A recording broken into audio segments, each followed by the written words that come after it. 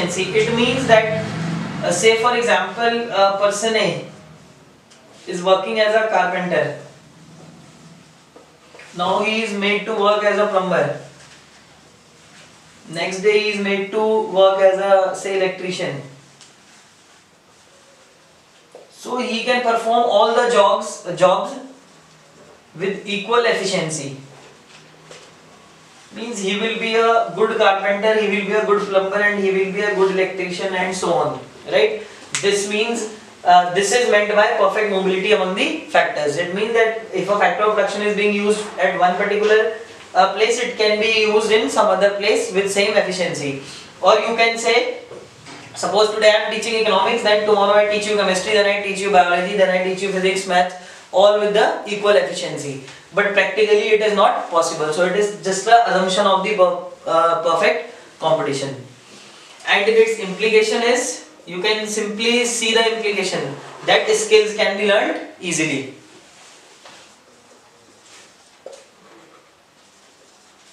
Skills can be learned easily.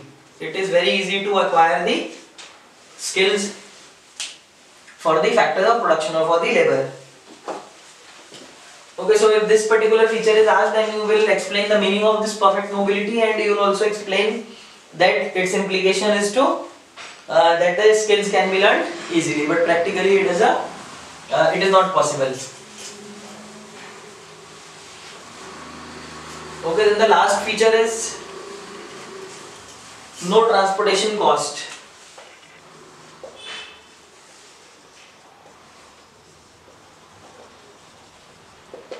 No transportation or even selling cost. Selling is the cost of promoting the product, like for advertisement, for the salesman salary or commission of the agents for promoting your particular product, right? And transportation, you understand, transporting the commodity from one place to another. It is based on the assumption that products are made and sold locally. Means they are sold at the point where they are being produced. From the firm or the factory itself they are sold. No need to transport the commodities. Again, practically not possible. And selling cost is not there, or you can say the advertisement cost is not there, because there will be no use of the advertisement. Okay, whatever cost you will incur on advertisement, that will be waste, because buyer cannot be induced to buy your commodity. He has perfect knowledge about the product and he knows that every seller is selling the same commodity. So no use of the advertisements. So these all characteristics are of the perfect competition, and when you go through them, you realize that all of them, most of them are practically not possible. Like homogeneous products, practically not possible. Free entry and exit, practically not possible. Talk about no transportation cost, not possible. Talk about perfect mobility, not possible. So here most of the characteristics being impractical, or the perfect market itself is impractical. In real life you cannot visit a perfect market, right? But it is simply perfect here symbolizes that it is a perfect model of a market. A market should be like this. Neither the buyer is having any advantage nor the seller is having any advantage, right? So most of the theories that we study, they are based on the perfect competition in economics. Now we shall take our discussion to the second form of market, which is just the opposite of the perfect competition or the perfect market. It is the monopoly market or monopoly competition.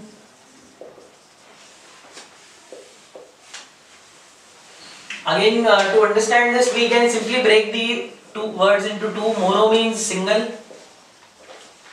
and poly means seller.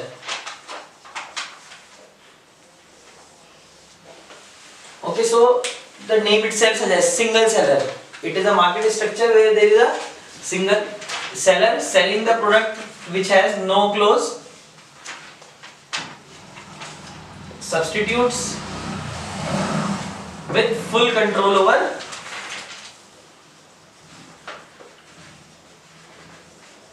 price, or you can call him as the price maker. He is the decider of the price for his commodity. So when you are defining monopoly competition, we will define it as it is a market structure where there is a single seller selling a product which has no close substitutes, with full control over the price or full degree of control over the price, or is also known as the price maker. So just opposite of the perfect competition. So now we will study the features of monopoly market or the monopoly competition.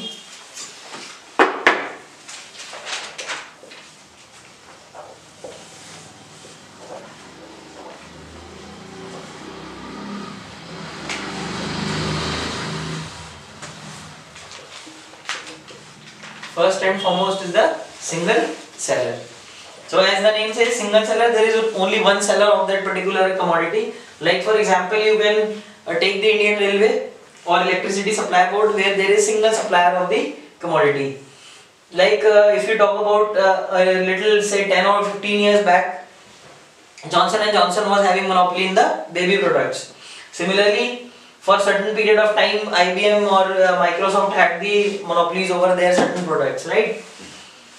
So single seller, what it implies is complete control over price.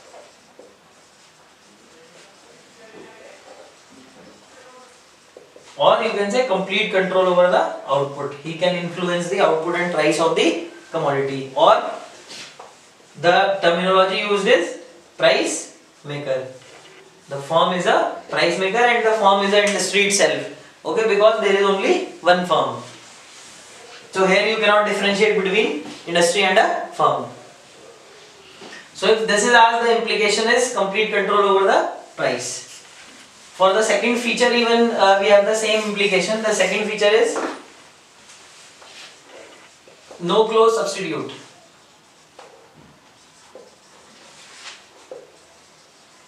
Means the product which the monopoly is offering doesn't have any close substitute. For example, for the railway there is no close substitute.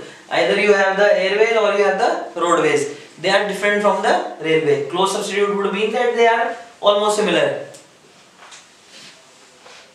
Again, implication remains the same. Full control over price, or in short I can write it simply as a price maker, and same explanation that he can control the output of the commodity, so completely the price is under the control of the monopoly.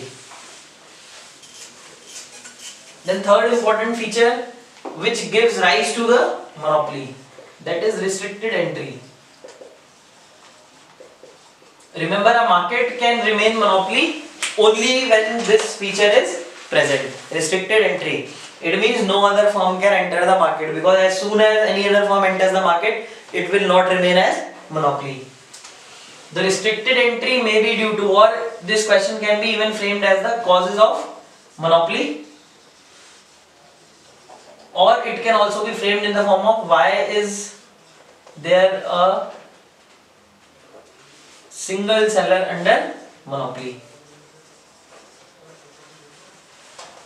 Okay, so individually also this question can be put up. What are the causes of monopoly, or why is there a single seller in the monopoly, or explain restricted entry under a monopoly. So we will now understand the causes of restricted entry, why the entry is restricted under monopoly, or how can the entry under monopoly be restricted.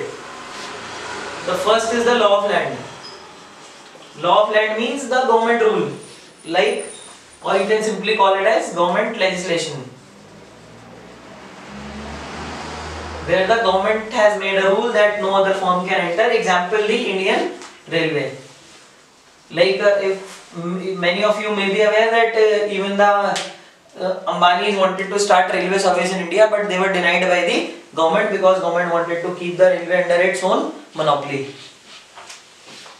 Second is patent right. Patent right, we have to first understand what a patent right is. Simply, if you innovate something or you invent something, then you can get it patented. Like when you see the books, there it is written copyright reserved, or you see a CD of a movie, you often find that the rights reserved. It means that you cannot copy it. So patent right is an exclusive right which allows a firm or the innovator or the inventor that his technique, his technology or his process cannot be copied by any other firm. For example, remember this word Xerox. Okay, many times you call Xerox as a photocopy. You get Xerox of this, but actually Xerox was the company which first time made the photocopier, and it attained the patent from the government. Once it got the patent, then this technology of making this machine cannot be copied. So what happens? Till the time there is patent life, till that time this firm will remain as monopoly, right? But always you have to remember that a patent has a life, and after some time it is ended. It is ended because if I give a patent forever, then that commodity cannot improve. Like for example, when this Xerox invented the machine, its price was around 1 lakh. And size was also very big. If you might have seen an old photocopier at some of the shops. But now I can get a printer, scanner, photocopier all in one at about 3000, and there are so many companies making it. So modern techniques can be used or can be invented only when the patent right is removed. But to give the advantage to the innovator or to encourage innovation in an economy, the government has given this right of patent. So if it is asked, you can explain the meaning of patent. It is a right which forbids all other firms to copy a particular technique, and I have also explained you the meaning in detail, right? You should know what a patent means. It's a general thing. Then third is formation of cartels.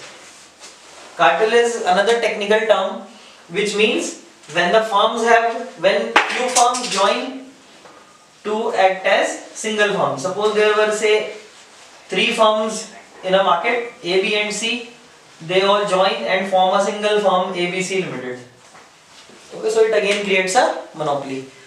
Cartel is a general agreement between firms to act as a single firm. Then next is